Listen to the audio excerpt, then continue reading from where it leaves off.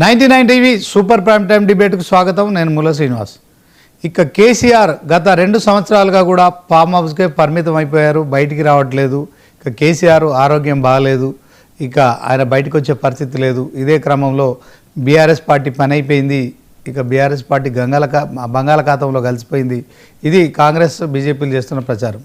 అయితే ఈ ప్రచారాలన్నింటినీ కూడా తిప్పికొడుతూ కేసీఆర్ మరొకసారి వ్యవసాయ క్షేత్రం నుంచి ప్రజాక్షేత్రంలోకి రాబోతున్నారనే మరి వార్తలు అయితే వెలువడుతున్నాయి. సో ఈ నెల 21వ తేదీన తెలంగాణ భవన్కు మాజీ సీఎం కేసీఆర్ రాబోతున్నారు. సో గులాబీ బాస్ ఇక మొట్టమొదటిసారిగా చాలా రోజుల తర్వాత తెలంగాణ భవన్కు రావడమే కాకుండా మరొక కొత్త ఉద్యమానికి కూడా శ్రీకారం చుట్టబోతున్నారంటూ కూడా తెలుస్తుంది. సో గోదావరి కృష్ణ నదీ జలాల విషయంలో మరి ఇక ఆంధ్రాకు తరలిపోతున్నాయనే అంశంలో కేసీఆర్ బీఆర్ఎస్ ఎల్పీ సమావేశంలో పాల్గొనబోతున్నారు. సో ఈ అంశంలో ఈరోజు ఈ డిబేట్లో మనతో పాల్గొంటున్నారు మడ్డి శ్రీనివాసరెడ్డి గారు, కాంగ్రెస్ నాయకులు, అలాగే రామ్మూర్తి గారు, బీఆర్ఎస్ నాయకులు. ముందుగా మరి బీఆర్ఎస్ నాయకులు రామ్మూర్తి గారితో మాట్లాడదాం. రామ్మూర్తి గారు, గుడ్ ఈవినింగ్ అండి. గుడ్ ఈవినింగ్ అండి. ఓకే, ఓవరాల్గా కేసీఆర్ 21వ తేదీన తెలంగాణ భవన్కు రాబోతున్నారు. సో బీఆర్ఎస్ శ్రేణులతో మాట్లాడబోతున్నారు. సో చాలా రోజుల తర్వాత వస్తున్న కేసీఆర్ మరొకవైపు పంచాయతీ ఎన్నికల్లో మరి కొంత బీఆర్ఎస్ పార్టీకి, కాంగ్రెస్ పార్టీలో ఒక 50%, వాళ్ళు 60 గెలిస్తే మీరు ఒక 27-28% గెలవడం కావచ్చు. సో ఇదంతా కేసీఆర్కు మరి కొత్త ఉత్సాహాన్ని ఇచ్చిందా? ఇక 2 సంవత్సరాల తర్వాత ఆయన మరి కాంగ్రెస్ పాలన విషయంలో ఎవరేం మాట్లాడినా ఆయన ఫామ్ హౌస్లో మౌనంగా ఉండిపోయారు. ఇప్పుడు ఇక ఎలా ఉండబోతుంది అంటారు, ఏం చెప్తారు? ఫామ్ హౌస్ లో మౌనంగా ఉన్నాడన్న మాటకు నేను పూర్తి వ్యతిరేకం. ఎందుకంటే ప్రభుత్వం ఏదైతే చేంజ్ అయిన తర్వాత మార్పు ఏదైతే తెచ్చుకున్న తెలంగాణ రాష్ట్రంలో కాంగ్రెస్ ప్రభుత్వం ఏదైతే పరిపాలనకు వచ్చిన తర్వాత ఏ విధమైన అరాచకాలు చేస్తున్నారన్న దాని మీద మొదటి నుంచి మేము కొట్లాడుతూనే ఉన్నాం. ఏదైతే బాగా ఇబ్బంది అయిన సందర్భాల్లో గౌరవ కేసీఆర్ గారు మన నల్గొండ అంతకుముందు నీటి విషయంలో, ఏదైతే కృష్ణానది విషయంలో కూడా నీటి వాటర్ల విషయంలో ఏదైతే తప్పుడు ప్రచారం చేస్తుంటే బహిరంగ సభ పెట్టి క్లియర్ గా చెప్పడం జరిగింది.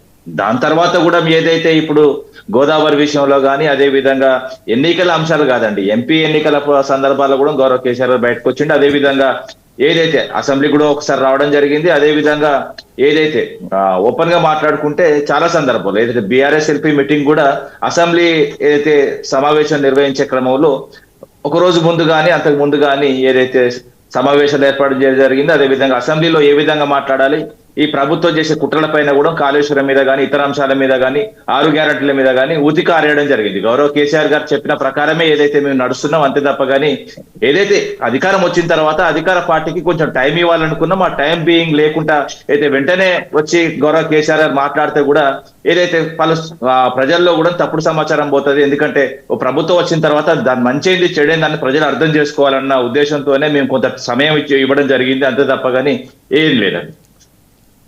ఓకే, థ్యాంక్ యూ రామ్మూర్తి గారు. ఒకసారి మడ్డి శ్రీనివాసరెడ్డి గారితో మాట్లాడదాం, కాంగ్రెస్ నాయకులు. శ్రీనివాసరెడ్డి గారు, గుడ్ ఈవినింగ్ అండి. గుడ్ ఈవినింగ్ అండి. ఎలా చూడబోతారు మరి ఇన్ని రోజుల నుంచి రేవంత్ రెడ్డి గారు కావచ్చు, మంత్రులు కావచ్చు, అందరూ కూడా మరి కేసీఆర్ రావాలి, శాసనసభకు రావాలి, ప్రతిపక్ష నాయకుడిగా ఆయన పాత్ర నిర్వహించాలి. రేవంత్ రెడ్డి గారు అయితే చాలా సందర్భాల్లో మీరు రండి, మాకు సలహాలు ఇవ్వండి, సూచనలు ఇవ్వండి, ఈ రాష్ట్రాన్ని అభివృద్ధి పదంలోకి తీసుకెళ్లడానికి మరి మీ అనుభవాలు మాకు చెప్పండి అంటూ కూడా చెప్తున్నారు. ఇదే క్రమంలో 2 సంవత్సరాల పాలన కూడా ముగించుకొని కాంగ్రెస్ మూడో సంవత్సరంలోకి అడుగు పెడుతున్న క్రమంలో ఓవరాల్గా కేసీఆర్ బయటికి రావడాన్ని ఎట్లా చూస్తారు? దీంట్లో ఈ కాంగ్రెస్ పార్టీకి ఇక మరి రానున్న రోజుల్లో కేసీఆర్ చుక్కలు చూపిస్తారని చెప్పి కూడా జరుగుతున్న ప్రచారాన్ని ఏం చెప్తారు? గుడ్ ఈవినింగ్ అండి. 99 టీవీ ప్రజానీకానికి, శ్రీనివాస్ గారికి, అదేవిధంగా ప్యానల్ ఉన్నటువంటి రామ్మూర్తి గారికి కూడా. ఇప్పుడు కేసీఆర్ గారు రావాలని బలంగా కోరుకున్నది మేమే. చాలా స్పష్టంగా రేవంత్ రెడ్డి గారు ప్రతి అసెంబ్లీ సెషన్ లో చాలా స్పష్టంగా చెప్పారు, కేసీఆర్ గారు రావాలి, క్రియాశీలక ప్రతిపక్ష పాత్ర పోషించాలి, ఏమన్నా కూడా మీరు అనుభవాన్ని మాకు సలహాలు సూచనలు ఇవ్వచ్చు అని కూడా చాలా స్పష్టంగా చెప్పడం జరిగింది. ఎందుకంటే నెల శాలరీ తీసుకుని కూడా కేసీఆర్ గారు ఏ రోజు కూడా అసెంబ్లీకి రావట్లేదు, మనం గమనిస్తున్నాం. గత 2 సంవత్సరాల్లో జరిగినటువంటి ప్రతి సెషన్ లో కూడా ఏ ఒక్క సెషన్ లో కూడా కేసీఆర్ గారు అఫీషియల్ గా రాలేదు. సార్ ఆన్ రికార్డుల చట్ట ప్రకారం ఒకసారి వచ్చి సంతకం పెట్టిపోవాలి, రూల్స్ ప్రకారం వచ్చారు తప్ప అఫీషియల్ గా అంటూ అసెంబ్లీ సెషన్లకు ఏ రోజు వచ్చి ప్రతిపక్ష వాయిస్ ఏ రోజు వినిపించలేదు. సో కేటీఆర్ గారే మాట్లాడుతున్నారు. సరే ఈ నెల 19వ తారీఖు నాడు గారు కేసీఆర్ గారు బయటకు వస్తారన్నారు. మళ్ళీ ఇప్పుడు 21వ తారీఖు అని మీ ద్వారా మాకు తెలిసింది. సో ఎప్పుడు వచ్చినా కూడా మేము స్వాగతం, ఎందుకంటే స్వాగతం రావాలి, మంచిగా మాట్లాడాలి, మేమందరం కూడా అదే కోరుకుంటున్నాం. ఇక్కడ ముఖ్యంగా ఏంటంటే కేసీఆర్ గారు రావడానికి కారణం ఏంటంటే ఇప్పుడు చూస్తే ఇప్పుడు మనం పంచాయతీ ఎలక్షన్లు మొదటి దశ రెండో దశ జరిగినాయి. ఈ 2 దశల్లో కూడా చాలా బలహీనపడింది, మనం గమనించాం చాలా స్పష్టంగా. తెలంగాణ రాష్ట్రంలో ఉన్నటువంటి 12,278 గ్రామ పంచాయతీలో మొదటి దశ రెండో దశ పోలింగ్ అయిపోయింది. దాదాపు 8,568 పంచాయతీలు అయిపోయినాయి. ఇప్పటికి కూడా గ్రామ పంచాయతీ ఎన్నికలు అయిపోయింది. దాదాపు 62% కాంగ్రెస్ పార్టీ కైవసం చేసుకుంది. మిత్రపక్షాలు కాకుండా ఒక కాంగ్రెస్ పార్టీ కైవసం చేసుకుంది.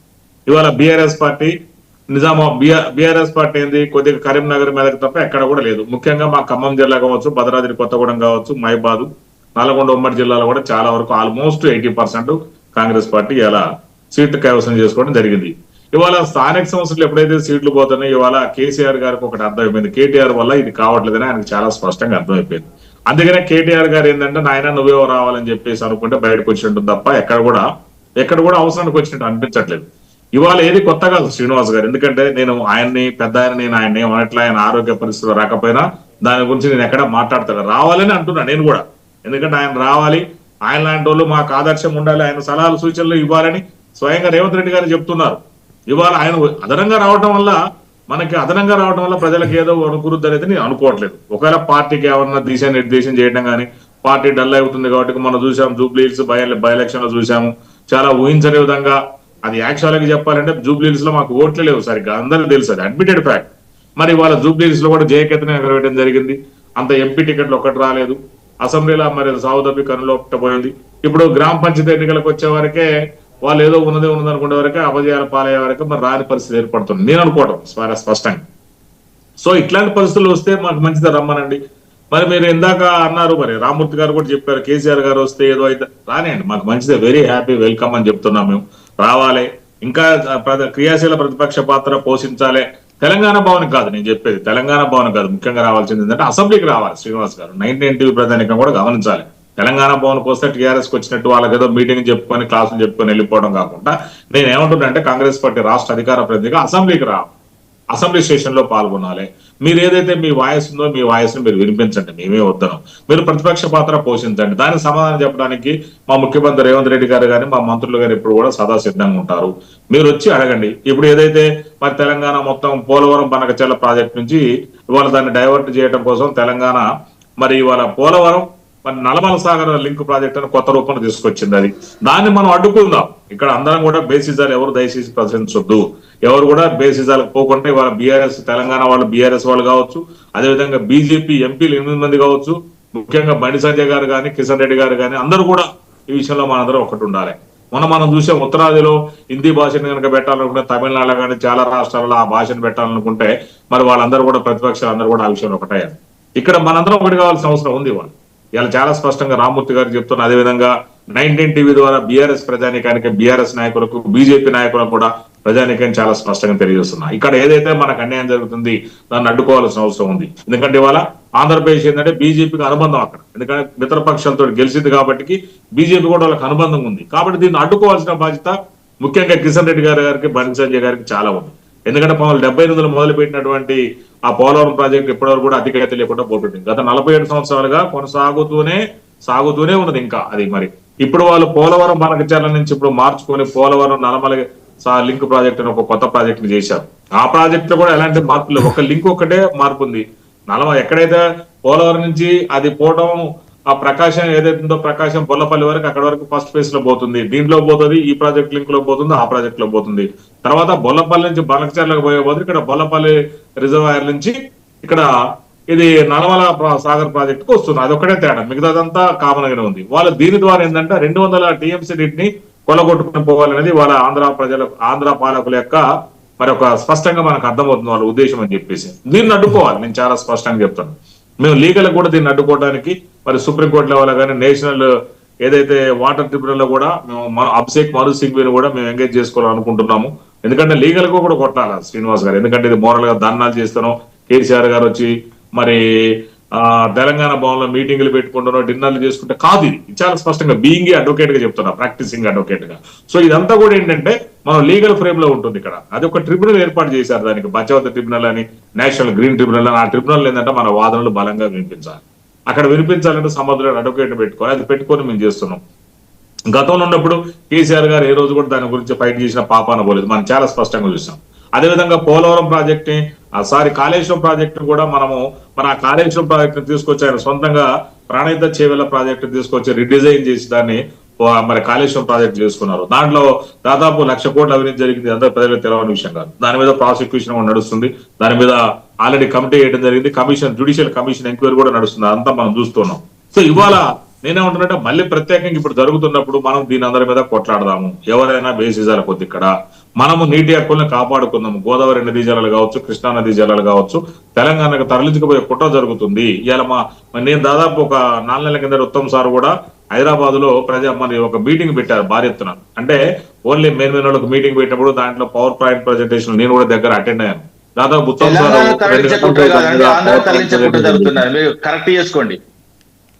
మీరు మాట్లాడుతూ తెలంగాణకు తరలించే కుట్ర నడుస్తుందని కాంగ్రెస్ వాళ్ళకి అదే మీకున్న కన్ఫ్యూజనే కదా. అసలు తెలంగాణ నీళ్ళ గురించి తెలియదు, తెలియదు, అసలు ఏం జరుగుతుందో తెలియదు. మీరు మాట్లాడేటప్పుడు కొంచెం ఏంటంటే నీళ్ళ విషయం అండి, తెలంగాణ కన్నీళ్ళ విషయం ఇది కాదు. అసలు తెలంగాణలో గోదావరిలో ఎన్ని ప్రాజెక్టులు ఉన్నాయి, గోదావరి నీళ్ళ విషయం చెప్తారా? గ్యాప్ ఇవ్వండి. ఇప్పుడు మీరు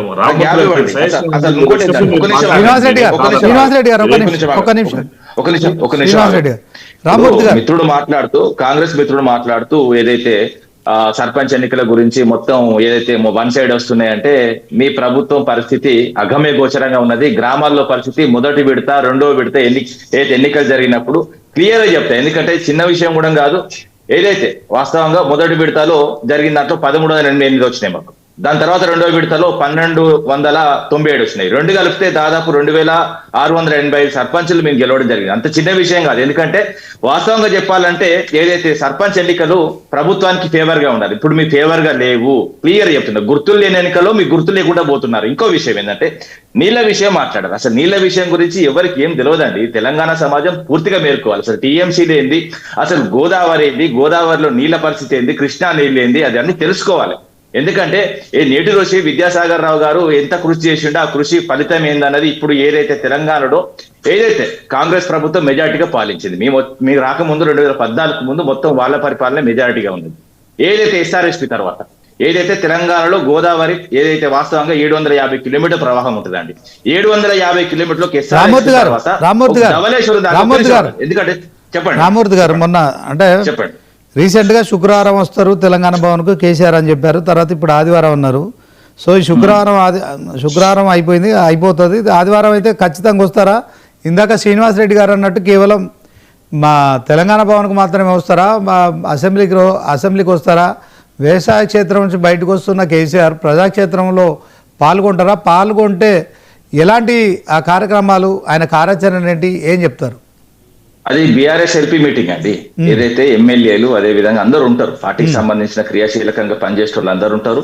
ఎందుకంటే అసెంబ్లీ సెషన్స్ లో వ్యవహరించిన తీరు గురించి క్లియర్ గా మా నాయకులకు ఏదైతే మా ఎమ్మెల్యేలకు అదే విధంగా మొత్తం కంప్లీట్ గా చెప్తారు. ఎందుకంటే ఇప్పుడు ఆయన వస్తారా రారా అన్నది ఇప్పుడు ఏంటంటే తెలంగాణ కోసం ఏ విధంగా ఆలోచిస్తున్నాడు, ఏ విధంగా చేస్తున్నాడు అన్నది కూడా చూసుకోవాలి. ఎందుకంటే మళ్ళీ అధికారం వచ్చినప్పుడు అధికార పార్టీ పనిచేసే అవకాశం ఇస్తున్నాం. అధికార పార్టీ చేయని పక్షాల్లో ఏ విధంగా చేయాలి, ఏ విధంగా కుట్రలను ఛేదించాలని కూడా మేము చెప్తున్నాం. అదే విధంగా గౌరవ కేసీఆర్ గారి అవసరం ఏదైతే ఎప్పుడైతే ఉన్నదో తెలంగాణ సమాజానికి అప్పుడు వస్తారు. ఇప్పుడు రాకుండా ఏదైతే లేడు కదా అండి. ఇప్పుడు సమస్యలు వచ్చినప్పుడు ఖచ్చితంగా బయటకు వస్తున్నాడు, సమస్యల మీద మాట్లాడుతున్నాడు. అదే విధంగా మా 25 వసంతాల బ్రహ్మాండ సభ కూడా సక్సెస్ చేసుకున్నారు. దాని తర్వాత ఏం జరిగిందన్నది కూడా చూసుకోవచ్చు. ఎందుకంటే అసెంబ్లీలోకి వస్తేనే సమస్యలు తీరుతాయని కాదండి. అయితే 1-2 ఇయర్స్ సమయం ఇవ్వాలనుకున్నాం, బరాబర్ ఇచ్చినాం. బరాబర్ ఇచ్చిన తర్వాత ఏదైతే రేపు మీటింగ్ అవుతుందో ఆ మీటింగ్ లో దిశానిర్దేశం చేస్తారు. ఎందుకంటే ఇప్పుడు నీటి విషయం మాట్లాడుతున్నా కాబట్టి నీటి విషయం కూడా మాట్లాడినవాడు క్లియర్ గా. ఎందుకంటే 750 కిలోమీటర్ల పరిధిలో ఒక్క ప్రాజెక్టు కూడా కూడా కట్టిన దుర్మార్గులు ఈ విధంగా మాట్లాడేది కరెక్ట్ కాదండి. తెలంగాణ వచ్చిన తర్వాత మేము ఎంత కట్టుకున్నామండి? ఎస్ఆర్ఎస్పీ తర్వాత సదర్మాట్ తర్వాత ఏదైతే సుందిల్లా, ఏదైతే వాస్తవంగా చెప్పారు ఎల్లంపల్లి తర్వాత సుందిల్లా తర్వాత అన్నారం తర్వాత సీతమ్మ సాగర్, అదే విధంగా దానికి ముందు ఏదైతే ఉందో ఏదైతే మేడారం సంబంధించి కూడా సమ్మక్క సాగర్, ఇవన్నీ కట్టుకొని ఏదైతే మాకు హక్కుగా రావాల్సిన వాటర్ క్లియర్ చెప్తాయి. ఎందుకంటే గోదావరిలో దాదాపు 1486 టీఎంసీల వాటర్ ఉంటుందండి. ఎందుకంటే తెలంగాణ ఏర్పడక ముందే 1486 టీఎంసీలను రెండు రాష్ట్రాలకు సంబంధించిన ప్రాజెక్టులకు డివైడ్ చేసింది. ఎందుకంటే ఆ డివైడ్ చేసిన క్రమం కూడా చూసుకోవాలి. ఎందుకంటే 1486 టీఎంసీల్లో 968 టీఎంసీలు తెలంగాణ వాడుకోమని చెప్పింది. అదే విధంగా 518 టీఎంసీలు ఆంధ్రప్రదేశ్ వాడుకోవాలి. కానీ ఆంధ్రప్రదేశ్ ఏం చేసింది? 518కి సంబంధించి ఏదైతే దానికంటే ఎక్కువ వాడుకున్నది, 776 టీఎంసీలు వాడుకున్నది. అంటే దాదాపు ఏదైతే 250 టీఎంసీలు ఎక్కువగా వాడుకుంటూ ఏదైతే వాస్తవంగా తెలంగాణకు ద్రోహం చేస్తున్నది కాబట్టి దాని మీద ఉద్యమాలు నడిచినాయి, కథ నడిచింది. తెలంగాణ మొత్తం ఏకతాటిపై వచ్చింది. ఏకతాటిపై వచ్చి ఏదైతే సాధించుకున్న తెలంగాణలో ప్రాజెక్టులు కట్టుకున్నాం, ఆ నీటి హక్కులను కూడా సాధించుకోవాలని ప్రయత్నం చేశాం. అదే విధంగా చాలా విషయాలు కృష్ణా నది మీద కూడా వాస్తవంగా నీటి వాటాలో చాలా నేను ఏదైతే మినిట్స్ చదివి వినిపిస్తాయి. ఎందుకంటే ఇవి చిన్న విషయాలు కూడా కాదు. ఏదైతే వాస్తవంగా తప్పుడు ప్రచారం ఏదైతే కాంగ్రెస్ వచ్చినప్పటి నుంచి రిలీజ్ చేస్తున్నదండి, ఏదైతే అంతర్రాష్ట్ర జల వివాదం సంబంధించి కృష్ణా నది మీద నీటి వాటాల విషయంలో ఏదైతే 2010 నుంచి కోట్లాడుతున్న గౌరవ్ కేసీఆర్ గారు ఎన్ని లెటర్ రాసిళ్ళు, ఎన్ని విధాలుగా ట్రిబ్యునల్స్ కు మేము చెప్పినాం అన్నది కూడా క్లియర్ గా చెప్తాయి. ఎందుకంటే వీళ్ళు ఏదైతే నీటి విషయంలో, ఎందుకంటే మనకు వాస్తవంగా ఏంటంటే తెలంగాణ రాకపూర్వే 2014కు సంబంధించి అదే అమలు అవుతుంది కాబట్టి ఏదైతే కృష్ణా నదికి సంబంధించి 68%, అదే విధంగా 60 ఇది వాస్తవంగా ఏదైతే కృష్ణా నదిలో 555 టీఎంసీలు, అదే విధంగా 64% మేము మన షేరింగ్ ఉందో ఆ షేరింగ్ లో మొత్తం చేంజ్ కావాలి మనకి. ఎందుకంటే నీటి వాటాలో చాలా పెద్ద హక్కు ఉన్నది కాబట్టి ఏదైతే ఏపీ 512 వాడుకుంటుంది, ఓన్లీ తెలంగాణకు 299 వస్తున్నాయి కాబట్టి ఈ నీటి విషయంలో ఏదైతే వాస్తవంగా గౌరవ ఏదైతే ఇంతకుముందు కూడా చెప్పాను, ఏదైతే నీటికి సంబంధించిన విషయంలో ఏ విధంగా జరిగిన విషయాలు కూడా, ఎందుకంటే ఇది చదివి వినిపిస్తాయి. ఎందుకంటే ఓన్లీ ఇది 1 ఇయర్ చదివిన 2015-2016 ఏదైతే వాస్తవంగా చెప్పాలంటే ఈ మీటింగ్ ఎప్పుడు జరిగింది అన్నది కూడా చెప్తా. 2015 జూన్ 18-19 తారీఖులో అంతర్రాష్ట్ర జల వివాదం సంబంధించి కేంద్రం పిలిస్తే అన్ని రాష్ట్రాలు 4 రాష్ట్రాలు పిలిస్తే మన రాష్ట్రం నుంచి కూడా విద్యాసాగర్ రావు గారు వెళ్ళడం జరిగింది నీటికి సంబంధించి. ఇందులో క్లియర్ గా, ఎందుకంటే ఇది ఓన్లీ 1 ఇయర్ సంబంధించే వాటర్. ఇంకోటి ఏంటంటే ఇప్పుడు 7వ పేజ్, ఎందుకంటే వీళ్ళు మొదటి పేజీలు 2వ పేజీలు చదువుతారు కానీ 7వ పేజ్ చదివి therefore project related issues were discuss the following working agreements for the water year 2015-16 only were agreed as a temporary measures. Only 1 year మాత్రమే చేసుకున్న ఈ నిర్ణయాన్ని ఇప్పుడు ఏంటంటే ఈ ప్రభుత్వం ఏదైతే కేంద్ర ప్రభుత్వంలో ఉన్న ఏదైతే వాస్తవం చెప్పాలంటే బీజేపీ గవర్నమెంట్ ఈ జల వివాదాన్ని కంప్లీట్ గా తొలగించాలి. ఎందుకంటే ఏదైతే విభజన హామీలో ఏదైతే ఉందో, ఏదైతే కృష్ణా నది ఏ విధంగా మన తెలంగాణలో ఎక్కువ % వాడుతుందో ఆ పర్సెంటేజ్ ప్రకారం మనం నీటి హక్కు రావాలని గతం నుంచి చెప్పుకుంటూ వస్తున్నాం. ఎందుకంటే ఇక్కడ ఉన్న ఈ ముఖ్యమంత్రి చంద్రబాబుకు సంబంధించి తొత్తు కాబట్టి కంప్లీట్ గా కింది మొన్న వర్షాకాలంలో కృష్ణానది నీళ్లు కింది కోల్పెట్టిండు, అదే విధంగా గోదావరి నీళ్ళ కింది కోల్పెట్టిండు. ఒక్క ప్రాజెక్ట్ నిర్మాణం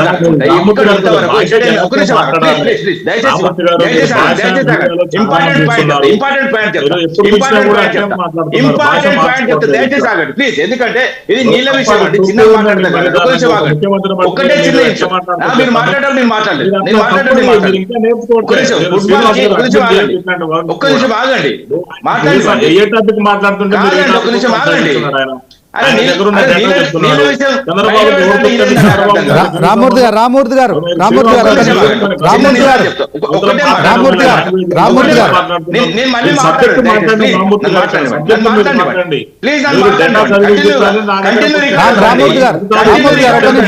ఒక్క నిమిషం. రామూర్తి గారు మాట్లాడుతున్నాడు.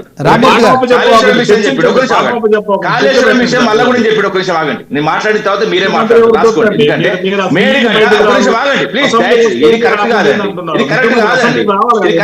శ్రీనివాస్ గారు నన్ను మాట్లాడివ్వండి. ఇప్పుడు కాళేశ్వరం విషయం మాట్లాడండి. పోలవరం ఆగండి. అరే ఏం మాట్లాడాలి? అరే ఒక నిమిషం రాసుకోండి. నా టైం కంప్లీట్ కాలేదు.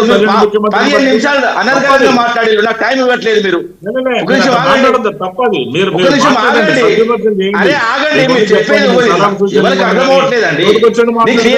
ఒకటే మాట అండి, నేను మాట్లాడదు. ఒక నిమిషం ఆగండి.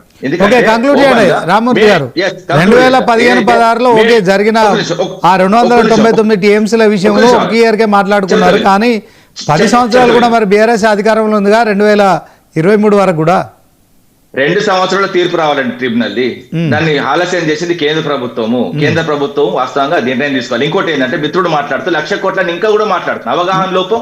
అదే విధంగా సబ్జెక్ట్ లేదన్నాడు. ఎందుకంటే కాళేశ్వరం సంబంధించి REC ఏదైతే రూరల్ ఎలక్ట్రిఫికేషన్ కార్పొరేషన్ నుంచి కేంద్ర ప్రభుత్వ సంస్థ నుంచి 94,000 కోట్లు తీసుకొచ్చుకున్నామండి. 94,000 కోట్లలో 80,000 కోట్లు మాత్రమే ఖర్చు పెట్టాం. 80,000 కోట్ల ఖర్చులో ఏదైతే LNT గానీ ఏదైతే వాస్తవంగా చెప్పాలంటే మెగా గానీ లంచాలు ఇచ్చే కంపెనీలు కావు. ఎందుకంటే ఒక లంచం ఇస్తే ఎంత ఇస్తారండి? 1%, 2% ఎవరికైనా అక్కడ ఉన్న కాంట్రాక్టులు లేకపోతే అక్కడ ఉన్న అధికారులు తీసుకుంటారు. అదే తప్ప ప్రభుత్వానికి ఒక్క పైసా రాదు. అదే విధంగా ప్రభుత్వంలో పనిచేసే వాళ్ళకి ఒక్కటి రాదు. ఎందుకంటే వీళ్ళు కూడా ఇప్పుడు మెగా కంపెనీకి అదే విధంగా అయితే LNT కంపెనీ వీళ్ళు కూడా కాంట్రాక్ట్ ఇస్తున్నారు, అట్లా ఆ విధంగానే ఇస్తున్నారు. మరి అట్లే తీసుకుంటున్నారా? ఎప్పుడైనా ఒక సంస్థను బదనాం చేయొద్దండి, అది ఒక ఇంటర్నేషనల్ కంపెనీలు అవి. ఇంకోటి ఏంటంటే ఇప్పటికి కూడా ఎన్నికల కోసం అబద్ధాలు మానేయండి. అది ఆ 2 ప్రాజెక్ట్ ఓపెన్ గా మాట్లాడితే మేడిగడ్డను రిపేర్ చేయండి. ఎందుకంటే మీరు ఫుట్బాల్ కు 100 కోట్లు ఖర్చు పెట్టిల్లు, అదే విధంగా విశ్వసుందరి మల్ల కోసం 200-300 కోట్లు ఖర్చు పెట్టిల్లు, అక్కడ ₹1,00,000 భోజనం తిన్నారు. అదే విధంగా ఏదైతే విశ్వసుందరి మల్ని వేసేలాగా ట్రీట్ చేసిల్లు, వాళ్ళని అవమానించిల్లు, మొత్తం కంప్లీట్ గా ఇజ్జత్ మానం తీసిల్లు.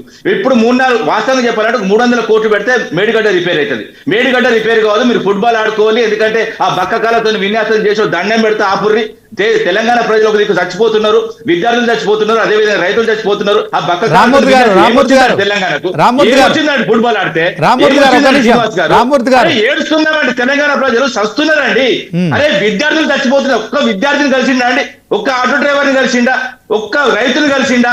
ఒక్క వాస్తవంగా చెప్పాలంటే ఒక చేనేత కార్మికులు కలిసిండా? ఎందుకండి ఫుట్బాల్ ఏంటండి? ఏమొస్తుందండి ఫుట్బాల్ ఆడితే?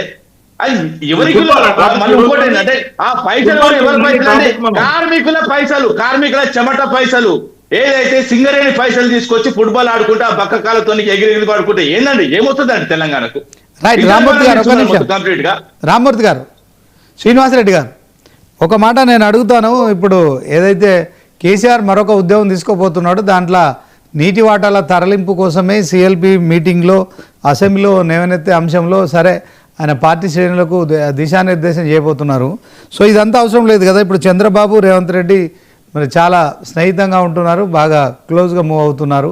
సో మన రామోజీ ఫిలిం సిటీలో కూడా ఇద్దరు కలిసినప్పుడు చాలా అన్యోన్యంగా కూడా కనిపించిన పరిస్థితి. డైరెక్ట్ చంద్రబాబును రేవంత్ రెడ్డి మాట్లాడుకుంటే సరిపోతుంది కదా, దీంట్లో బీజేపీ, బీఆర్ఎస్ ఇవి ఇన్వాల్వ్ కావాల్సిన అవసరం లేదు కదా. ఇది ఒకటి శ్రీనివాస్, ఇది రేవంత్ రెడ్డి గారికి చంద్రబాబు నాయుడు గారికి సంబంధించిన విషయం కాదు. 2 అంతర్రాష్ట్రాలకు సంబంధించిన నదీ వివాదాల జలం ఇది. అంత ట్రిబ్యునల్ లో చేర్చుకోవాలి, అందరూ కూర్చొని మన మీరు ఆగాలి, మీది అయిపోయింది, ఆగాలి. ఎందుకంటే మీరు పాఠం పంప చెప్పారా, అయిపోయింది. మీరు ఒక టాపిక్ లిమిటెడ్ టాపిక్ మీద మాట్లాడలేదు. గురించి చెప్పారు. నేను ఒక్క నిమిషం, మీది అయిపోయింది కదండి, రాసుకున్నా నేను. రూరల్ ఎలక్ట్రిఫికేషన్ కార్పొరేషన్ దగ్గర కానీ మీరు ఎక్కడైనా తీసుకుంటుంటే రుణాలు కాళేశ్వరం ప్రాజెక్ట్ కి దాదాపు 1,00,000 కోట్ల పైచులకు రుణాలు తీసుకున్నారు. శ్రీనివాస్ గారు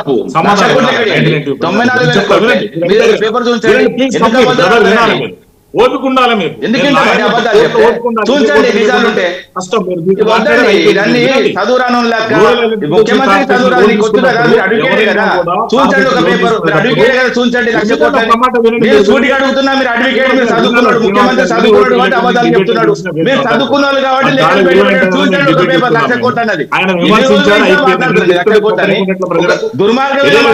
రామ్మూర్తి గారు ఆగండి, రామ్మూర్తి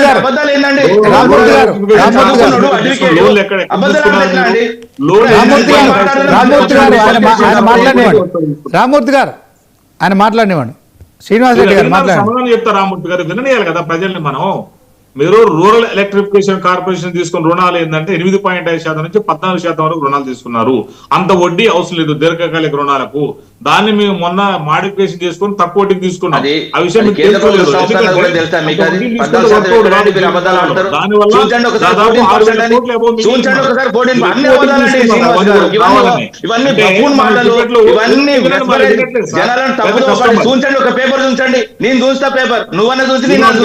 కష్టం. రామ్మూర్తి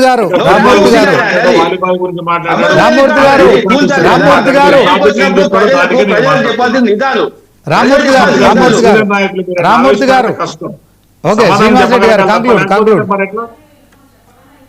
టైం అప్, కంక్లూడ్ చేయండి. ఇప్పుడు కేసీఆర్ గారు వచ్చినా కూడా మంచిదే రావాలని మేము చెప్తున్నాము. ఇక్కడ ఎవరి నీటి వాటాలో వాళ్ళకి రావాలి. కేసీఆర్ రేవంత్ రెడ్డి గారు కావచ్చు, అదే విధంగా చంద్రబాబు నాయుడు గారు మొన్న రామోజీ ఫిలిం ఇన్స్టిట్యూట్ లో కలవచ్చు, కలిసిన సందర్భం వేరు. అక్కడ ఈటీవీ వాళ్ళు ఒక కార్యక్రమంలో అందరూ కలుసుకున్నారు. కలుసుకున్నప్పుడల్లా ఈ కూర్చొని మాట్లాడాలంటే ఏదో మనం కలిసినప్పుడు ఉండదు కదా, ఒక పాలసీ మ్యాటర్లు అంత ఈజీగా ఛాయ్ దాక్కుండా టీ దాక్కుండా మాట్లాడే విషయాలు కాదు, దాన్ని కూలంకుషంగా చర్చించాలి. దానికి సంబంధించింది ఏంటంటే మనం ఇక్కడ పార్టీలకు అతీతంగా బేసిజాలకు పోకుండా బీఆర్ఎస్ వాళ్ళు కానీ, బండి సంజయ్ లాంటి వాళ్ళు కానీ, కిషన్ రెడ్డి లాంటి వాళ్ళు కానీ కూర్చొని మన యొక్క రాష్ట్ర ప్రయోజనాల కోసం మనం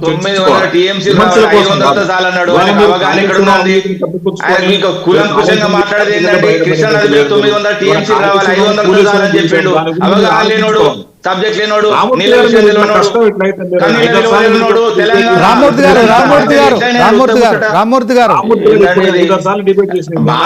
ఇది చిన్న విషయం కాదండి శ్రీనివాస్ గారు.